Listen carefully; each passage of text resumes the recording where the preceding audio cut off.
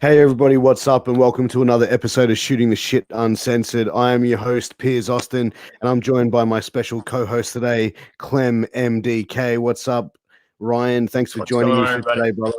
So today, before we get into our guest, I just want to say we are coming to you live in Multi-Continental Wrestling Alliance on Facebook and on YouTube. But also I want to say a special thank you to Defend Deathmatch Wrestling International, WCW Nation, and Wrestling Maniacs for allowing us to stream this interview and their group to make our audience that much bigger and that much badder and that much greater. But also, I just want to do a special thanks to a few of our sponsors as well. So our sponsors, Signal Studios, who is a recording studio here in Sydney, Australia. They make some great music. If you're a wrestler, you need an entrance theme, you can hit them up. They can create something for you like that as well. Or if you just want some music that you can sort of rap to, sing to, whatever, hit up Rafi. He'll be able to help you with that. Also, Mayan Belts. If you are looking to get a custom championship belt made or a replica championship belt made of your favorite, title belt that you see out there, hit up Eddie and Ira Williams on Facebook, and they will be able to hook you up with one of the best belts you will see out there. And that's a Mayan belt right there that Ryan is displaying. And like I said, they have a great payment plan.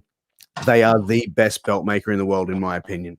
Also, A-Rock Designs, which is a company run by a good friend of mine, Ashley Rodriguez. She makes custom cups, hoodies, T-shirts, stones, whatever it is that you would like, she can make it. She makes keychains, everything like that with a wrestling theme, and even stuff without a wrestling theme.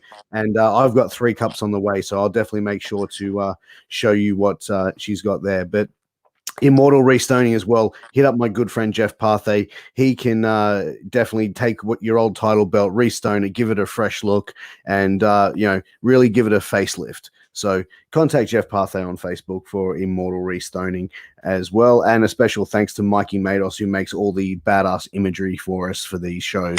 Also, I would like to now introduce our guest. He is a professional wrestler, tattooist. He is a deathmatch wrestler. He is G-Raver. Raver, yes. What is up? Yes. Dude, mine's coming. I cannot wait. I'm stoked now. That is cool, man. Right? G-Raver. Sorry, guys, I had to do that. That's awesome. I actually have a problem hearing you guys. Do you? Is there... You can't hear us? I can't hear you guys. Oh. Maybe... Do you have earbuds, maybe? Pop in? It might Can you hear help. at all? You want to try? Can you hear us now?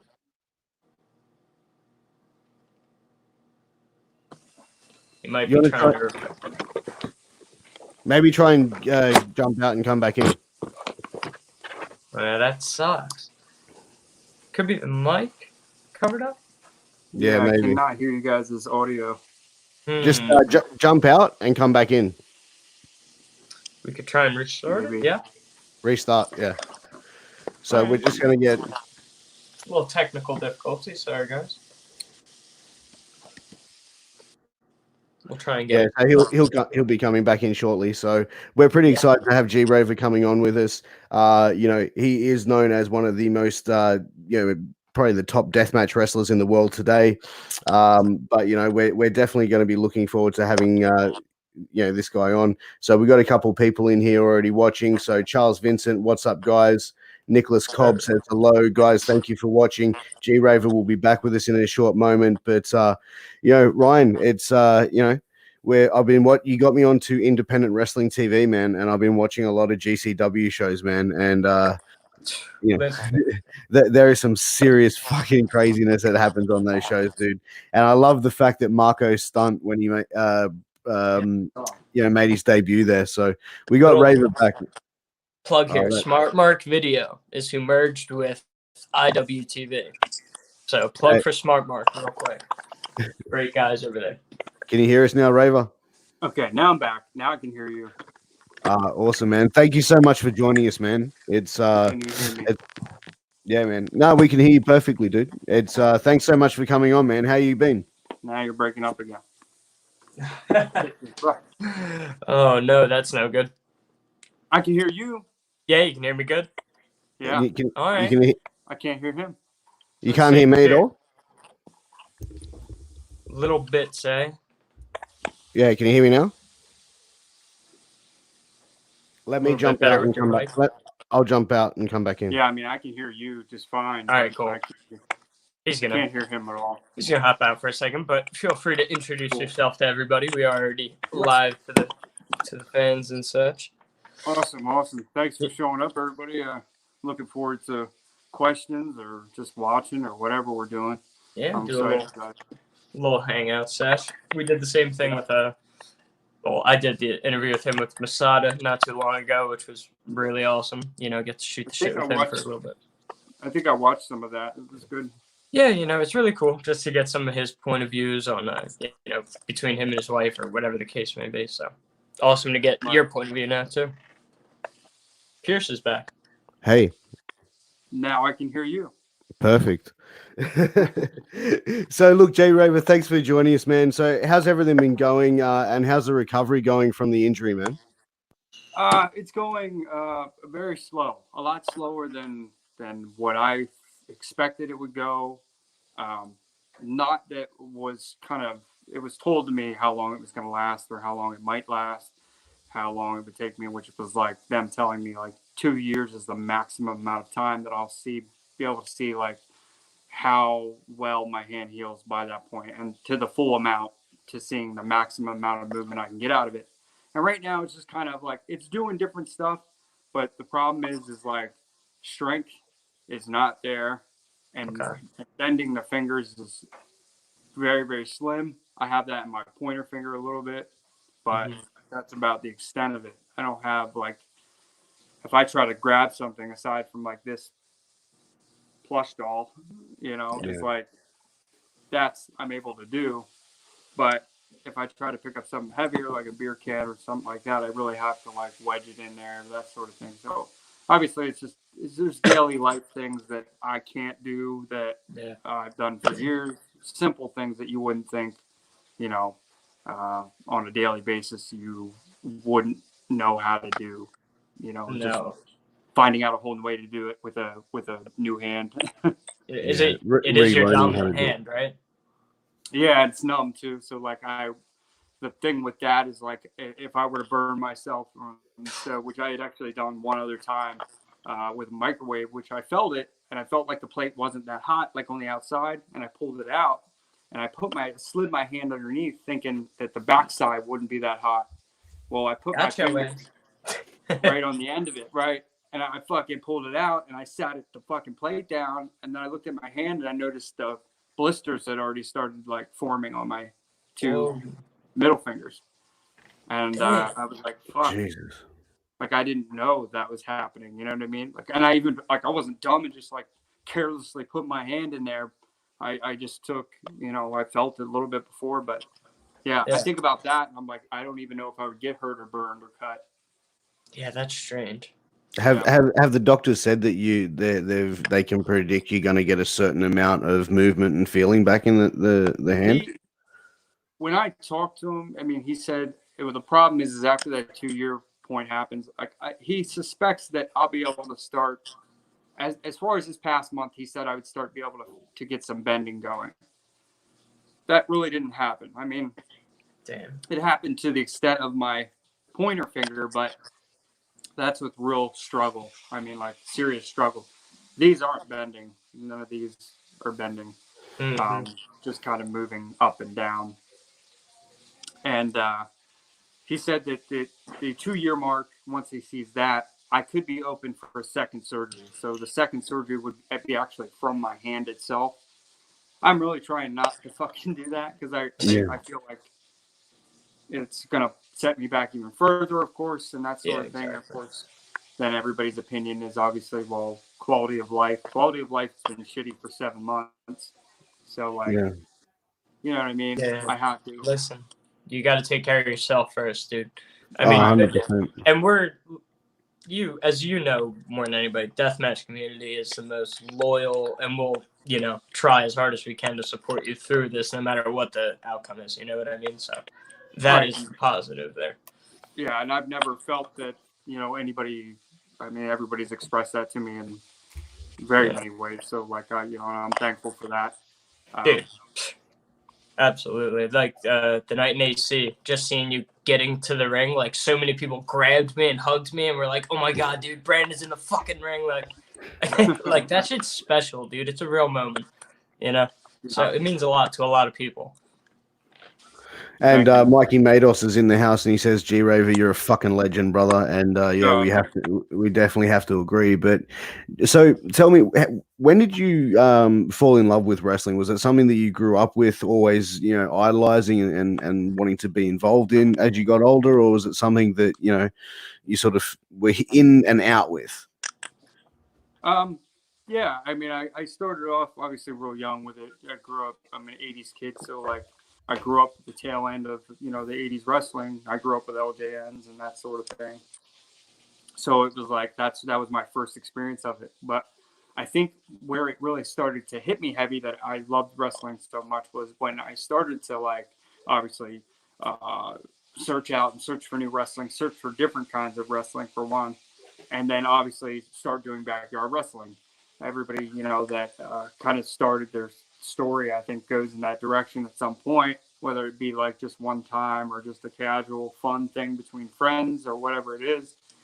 And then it was that moment of like saying like, okay, I love it this much to do it in front of absolutely jack shit nobody. Why don't I figure out a way to go about this the right way and be able to do it in front of a huge crowd and be able to really get that feeling. You know, if we're feeling this great about it, going home and watching our old tapes, imagine what it would be like to be able to go, you know, on a bigger scale and wrestle in front of, you know, 400 people or 300 people. We didn't even care as long as it was more than 5 or 10, you know? Yeah. So yeah, absolutely. I'd say that it spawned young, but it hit later on in life when I really started realizing there was other kinds of wrestling, not just what you were given to on a broader base as a casual wrestling fan would probably be more familiar with. Yeah, and when did you decide, like, obviously hardcore wrestling was something that you wanted to get into, and what drew you into that sort of more violent style of professional wrestling? Obviously there was the inspiration of early ECW stuff.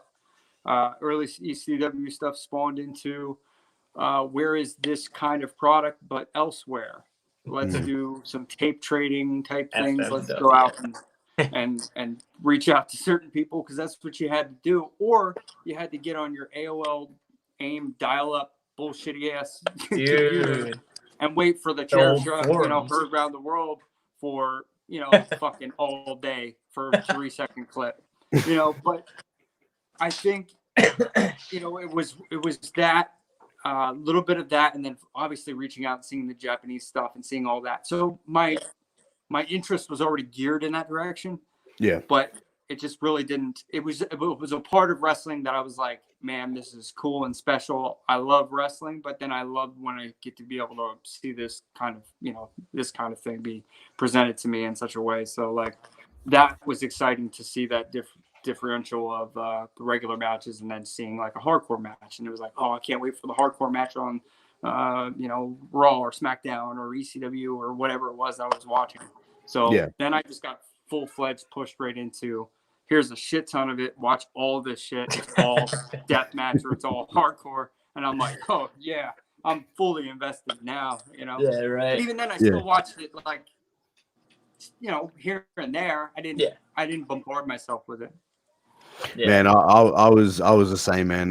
Like hardcore wrestling and that sort of late 90s to early 2000s, I was like, man, I couldn't get enough of it myself. Like I was like, you know, this is before like internet buying and stuff like that and ordering shit online. So I was like making international phone calls monthly on my parents' phone and blowing up that phone bill, trying to get like CZW and XPW and, you know, Big Japan tapes and stuff like that. So man, I definitely understand what that was like, but it's crazy, man. Like the evolution of hardcore wrestling. We were talking about this before we came live, and it's, you know, where people would sort of criticize deathmatch wrestling, but you look back at, you know, the Bruiser Brodies, the Terry Funks, you know, and back in that generation when they were still doing barbed wire matches. They were still doing these super violent matches and you know, using the weapons and the gimmicks and stuff like that.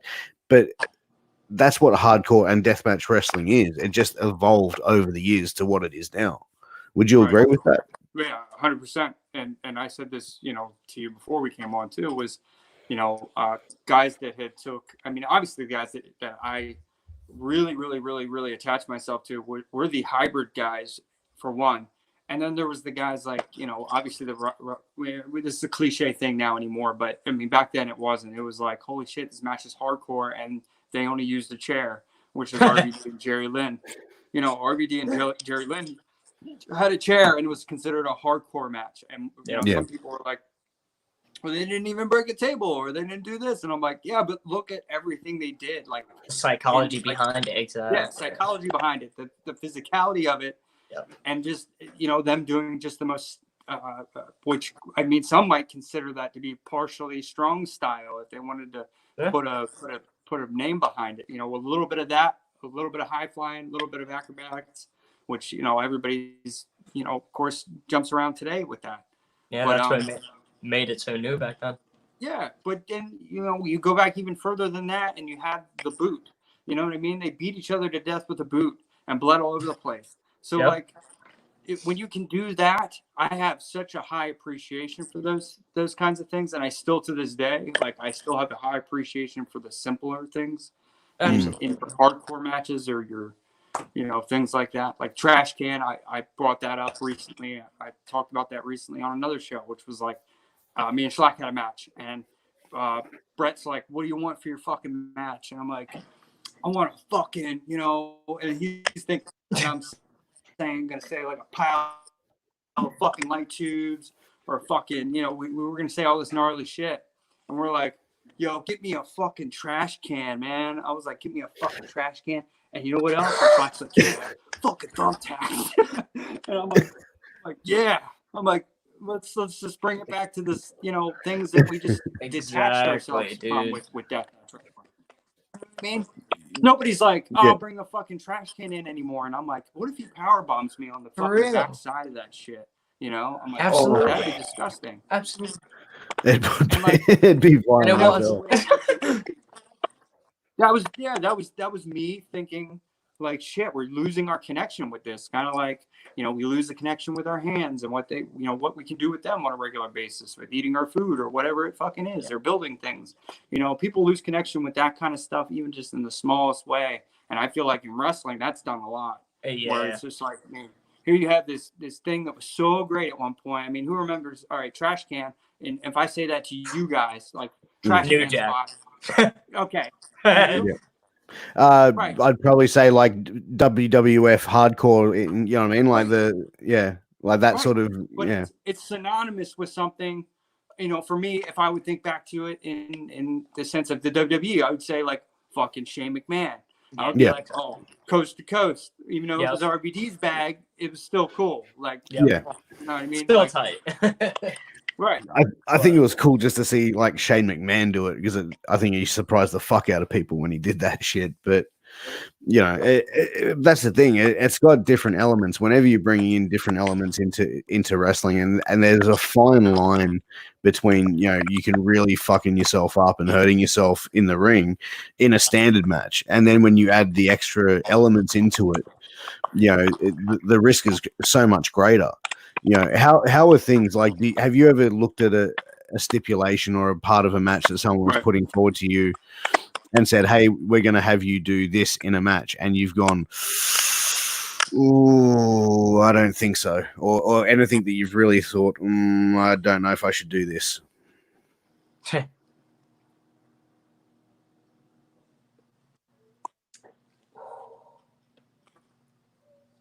I think he's frozen. I couldn't tell if he was frozen or if he was. I think it'll come back in. So, but are you there? So we just got a bit of a bad connection here with him. So this sort of thing happens sometimes, guys. So stick with us. So he will be back. Oh, there he is. Are you there? I think Raver? Might be his internet connection. Oh, there you go.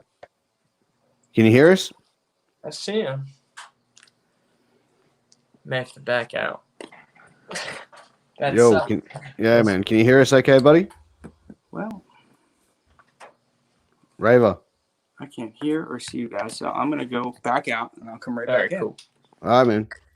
Wait, Yo. now There you go. you came back, All right. but now he's not back. What, I'm back or he's not back? He's gone now. You're back. All right, here. Let me. All right. Now So- he's back. Okay, All so we good? got him back. There you go. There you go, guys. All right. We're having these little technical difficulties. They happen from time to time. But as I was saying, Raver, have you ever been put in a situation where someone's going, "Hey, man, this is what there's going to be the step in this match. This is what we want you to do." And have you ever gone, "Yeah, I'm not going to fucking do that," or really question, going, "Oh, I don't know about this." Yeah, 100%. Because and that's gonna start with IWA Mid South, Ian Rotten. Somehow, and I said, when I started doing this genre of wrestling, that I was like, there's some things I'm just not gonna fucking do. I'm just not gonna do. I might not do gusset plates. I might not do Kenzons. I'm like, but I definitely 100% will not do barefoot anything. Yeah, I don't blame you. So, yeah. And totally. Fuck that. yeah, but I got on the phone with Ian whenever he presented this to me, and for whatever reason, I don't know.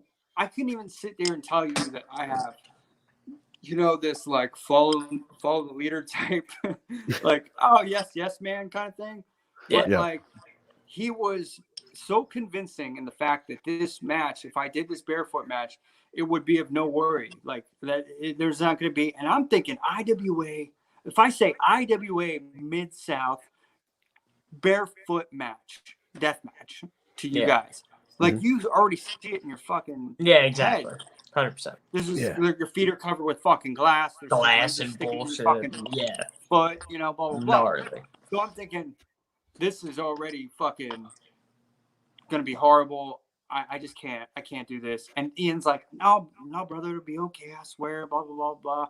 It'll be fine. He's like, we'll get you in there. Fine. Yeah. He's like, there's gonna be nothing to worry about. He's like, I got you. And I'm like, okay. And I said, okay. And I went out there, and it was with Reed Bentley, and we actually had a really good time. And I was as much sketched out as I was, and we really didn't use anything that was that crazy. We had bottle caps, green army man. Cool shit. And, the army man, I remember that. Yeah, and then there was thumbtacks there, but we never opened that box, which we didn't even know were in there. Yeah. But I feel like if we did pour them out, I'm like, Reed would be a fucking sport about it and probably take them because he knew how sketched I was about doing the fucking barefoot thing in the first place. Yeah. So, but now keep in mind, even though I did do that shit, I did also everything else I said I wasn't going to do. So, I don't know. Yeah, it's true. Yeah, I'm with you, man. I don't think the barefoot thing, to me, I always sort of cringe when I watch that, man, because I've got pretty sensitive feet, man. I watch that and I'm like, oh, makes my skin crawl. People get so weirded out when I talk about the fact that I have a fucking problem. I walk around 90% of the fucking time in my life wearing socks. I'm afraid what's on the floor. I'm afraid what's in the fucking bed sheets. I don't fucking like not having socks on. I don't walk outside barefooted. I don't do that shit. Yeah, I'm the same.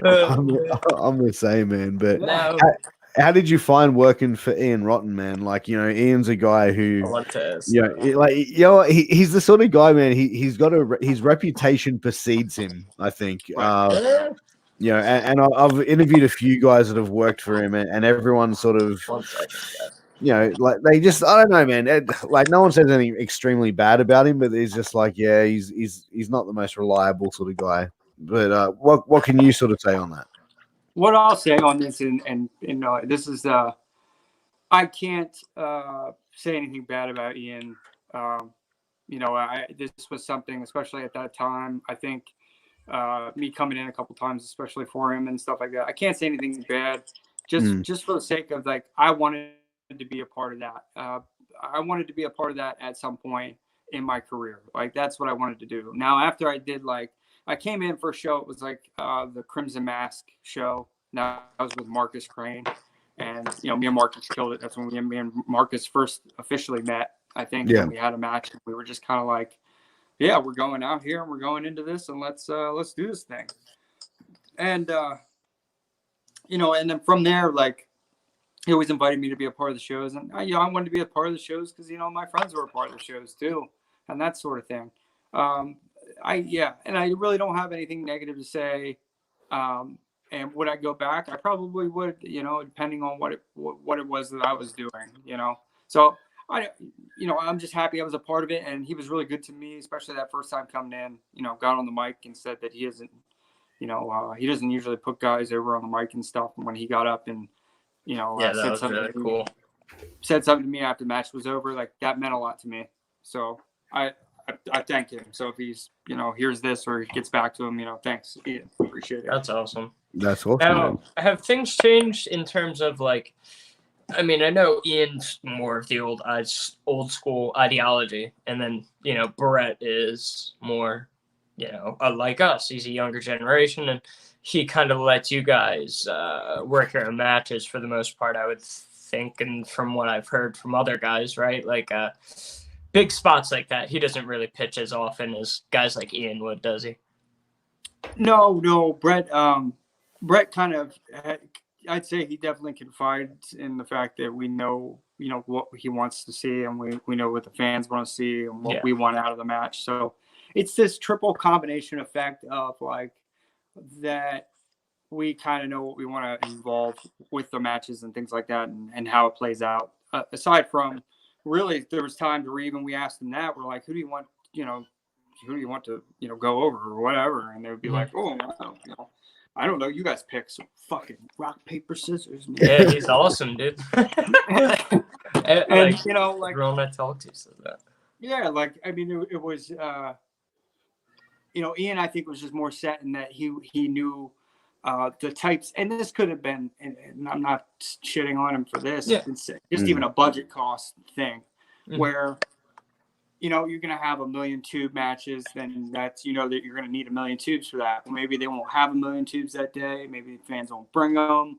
I don't know. But he was more set, like, let's give this a stipulation of its own kind, and which I love too, because then that way you really had to test yourself at that point too, and say, all right, I'm in a, Taipei death match, where I never did Taipei before. And, it's fun in that sense. That's cool.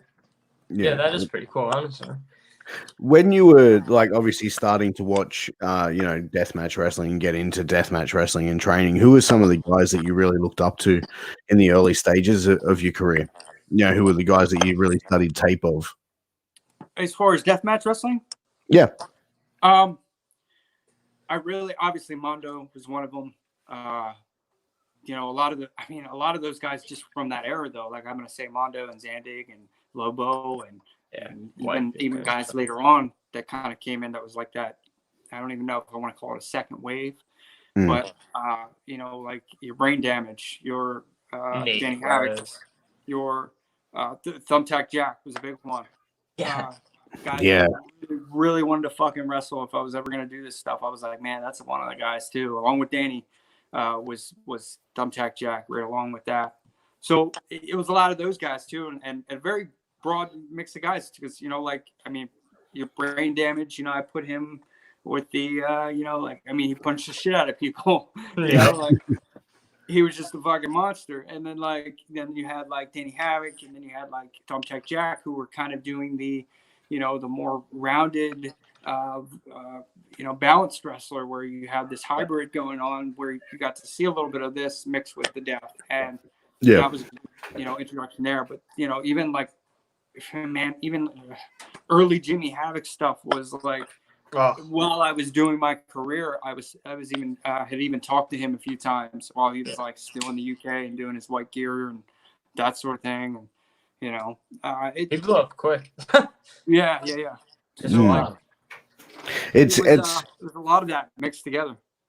Yeah, no, it's crazy that a lot of those guys that you mentioned from those early stages, the Zandigs, the Lobos, the wife beaters, and guys like that, did any of those guys, sort of take younger guys under their wing a little bit in the deathmatch sort of scene and try and sort of teach them the right way, the safer ways to try and do things, or is it pretty much in that scene it's like the Wild West where it's like you learn as you go? I feel like with both those things being said, that yes, there is guys that have spoken out about that sort of thing or have guided us in certain directions, and whether they be in the locker room at the time or whatever it was. And then at the same time, there is this kind of like Wild West, like you won't know what it's like to wrestle Nick Gage until you wrestle Nick Gage. Yeah, like that's just what it is. You know what I mean? Like, for sure. In that sense, you won't know what it's like, but you won't know what it's like for a lot of guys. I mean, but early on, when you really have no fucking idea and you're sitting there and you're just like, oh shit, like I'm about to wrestle Nick Gage. He looks like he's gonna fucking kill somebody. And it's me. Right.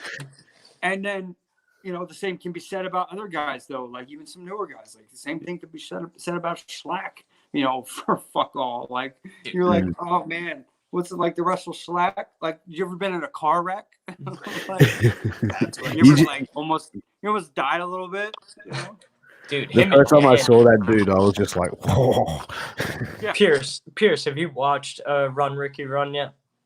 No, I haven't. Seen it yet. I got to give you my login info for Fight so you can watch it online. Dude, Danny and Schlack had an incredible match. Like, I want to give him a lot of credit. Not take away from Raver at all right now. I just wanted to give it a shout out. I'm so happy for Danny to be back, dude. I was the same way, man. I was like, man, I am stoked. And the fact that, like, I popped so hard. It made me smile even more because, like, Danny had zero intentions of, I think, actively doing anything this much. Yeah. But he just wanted to do a Japan thing. And once he did, we did the benefit show for H2O, and he said he was going to do that for me. And when he came in for that, and he was taking 2 bumps and all this crazy shit, I said afterward, I'm like, what the fuck? I'm like, I didn't expect him to do any of that stuff. And then when he was like full bore right after that and like heading to Japan, I was like fucking smiling from ear to ear. And then right after that, like knowing that he was going to be a part of that show, then I was like, oh, fucking even better. I'm like, this is cool. I like where this is going. So, I'm always thinking about him. He's a good friend of mine. So, and he looks so great right now, and he looks so healthy. And I just want to give, send out positive prayers and vibes to his family. I know they're going through a lot right now, and yeah, that was crazy. I heard that, man. But we love him. He's part of the family. Thanks for all you guys out there that have donated or hit up Lucky for the t-shirt, hit up Lucky for the donation. Yeah, we did a great job with that. Spread that out as much as possible. So thank you guys if anybody donated to that and stuff. I got a t-shirt too because I'm like, the shirt's fucking awesome too. The NOI is sick. Actually, I need to get the t-shirt. Can you send me the link again, Clem? Yeah, I got you. Sweet. I definitely want to get that shirt. So it's an awesome shirt. But back to Raver. So like, you are what I would consider one of the the innovative hybrid guys, like the Eric Ryan, Alex Colon, the guys that like to incorporate like real wrestling in with like fuck, who else does side Russian leg sweeps anymore, like other than Bret Hart, them with light tubes, you know what I mean? Right. Like that grip shit's fucking awesome. I love that. Full Nelson, dragon suplexes with tubes. Right. Come on. Exactly. You know what I mean? But that stuff that I was talking about a little bit earlier with our conversation that gets lost in translation, which is like, don't just make it about hitting each other with shit for 15 minutes or whatever you're out there for, 8 minutes or whatever. Just don't make it about fucking weapons the whole time. The way it's going to be appreciated, and I think you're going to be more appreciated as a performer, is if you choose to get into that realm of wrestling, is when you are using it in a creative way and you're coming up with newer ways to present that. Because otherwise, you're going to get real fucking stale real soon, because I'm telling you right now, the things that haven't been done with tubes, the list is definitely cutting down low, and you start to think like, what are you gonna do? Seriously. With this? All right, Yeah. fuck tubes, because they're just gonna be there in the match. Now, Yeah. what are we gonna do with this pane and glass? What am I gonna do with this fucking baseball bat with shit on it? I don't know. So the more Back to creative you fundamentals, are man. with keeping the wrestling involved in it, is Yeah. the way that you can make it expand bigger than it is. Like you can present it in such a way where it's like, holy shit, I've never seen it used like that before, and it was such a simple thing. Like for me, when I was thinking of things, was like combination stuff, which is like when I need them in the stomach, then I'll need them in the head and with the tube at the same time. Catch Exactly. them, ripcord, hit them with the tube, then Love do it. something else. Like that was something where I was like, man, this is what I'm going to do with my style, and this is what I'm going to present, and I'm going to throw that in there with lucha, mix the things up, and what's going to outcome is that product. And guys like Alex that do that, Marcus, and plenty of other guys, Eric Ryan too, plenty of other guys that do that same style, and that's the ones we are really striving with, and the ones you see the best fucking matches out of. And that's 100%. that's 100%. And one of the things that we were talking about earlier was how there's good deathmatch wrestling and there's bad Now I can deathmatch hear you guys wrestling, again. and then there's there's great match workers, and there's not so great. Be right deathmatch back. Workers, no problem. And obviously, that's the thing with you see that with deathmatch wrestling is there's so much of it out there at the moment that you're seeing like a lot of bad stuff. Like I get sent a lot of wrestling stuff, as you do, Clem, as well. Yeah. And I've seen some really bad deathmatch stuff. I've seen like a barbed wire match on YouTube not too long ago, and like a lot of the stuff that happened didn't make any sense. Like I sat there watching it going, why the fuck would they do that? Like what's the whole point? And then the end of the match, they're just like putting each other over, and I'm like, what the absolute fuck is going on? So it's crazy to see, and that's why when you're seeing guys like G-Raver and you're seeing guys like Alex Colon going out and having these type of matches where they're putting those elements of lucha, of hybrid wrestling into and with the deathmatch elements, you are seeing a different level of professional wrestling, and you're seeing a different level of performer, especially in the deathmatch scene, which is in the mainstream eyes of pro wrestling is probably looked at like the redheaded stepchild. Oh yeah, 100%.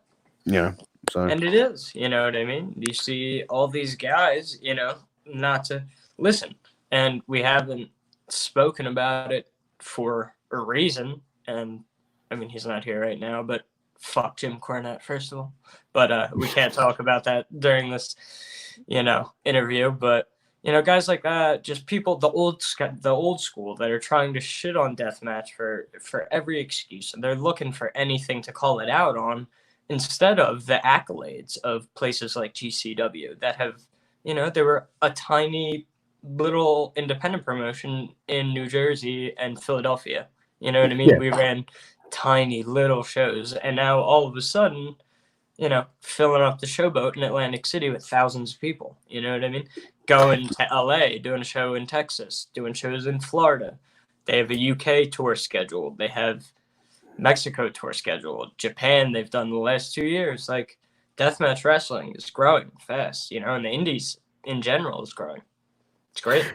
Yeah, no, look, it definitely is. I think Raver's having a few problems with StreamYard. He's got a bit of a bad network, so we are going to try and get him back on here.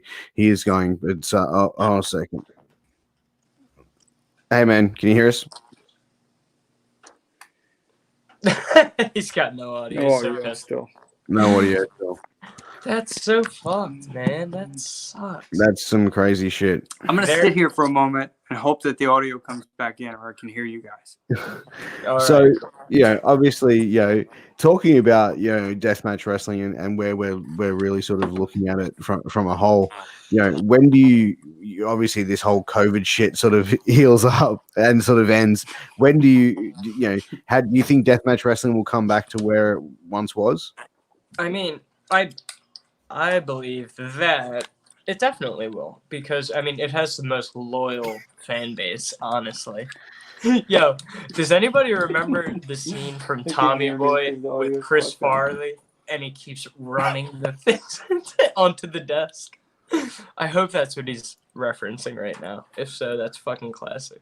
Yeah, I'm not too sure. Can you hear us at all, Raver? He said 1 second. All right. That's funny. Anyway. No. But yeah, look, I think look, we're having a bit of audio issues here, so we might probably start to wrap things up for the day.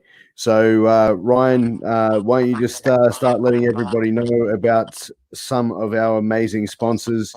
Take it away. Tell everyone about Mayan Belts. Listen, what are we? Signal Studios, first of all, which is out by you, correct, in Australia.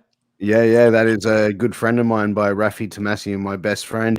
He has a recording studio. He's helped the show out. We're going to be getting some intro music and stuff like that, which is going to be coming from Signal Studios. So, make sure to go and check them out.